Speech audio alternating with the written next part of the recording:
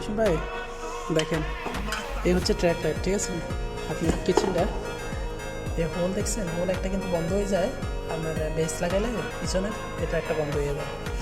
এই যে বেসটা, পরে যে হোল আছে স্ক্রু এগুলো দিচ্ছে ফিটিং করার লাগে। আমি দেখেন, হ্যাঁ, স্ক্রু এগুলা আপনার এই জায়গাগুলো স্ক্রু এগুলা দিলে থাকবে না, এগুলো ওয়াশার দিতে হবে।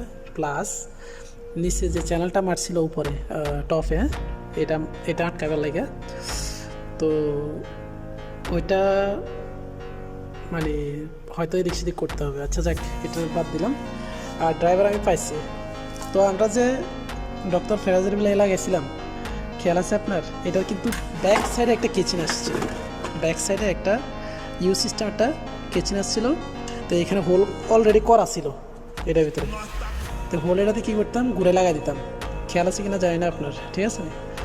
তো এটা লক সিস্টেম, এটা মানে সিলিংয়ের উপরে লক হয়ে যেত এই সিস্টেম। এখন এটাতে তো স্ক্রু এটা পাইছি, আর এটাতে যদি কোনো লাগাইতে হয় তাহলে এটাতে হোল করে লাগাইতে হবে, কথা বুঝছেন? এখন এবার আপনি পারমিশন দিলে আমি হোল করুন, আর নয়তো বা কী করার এটা আপনি জানান, কেমন?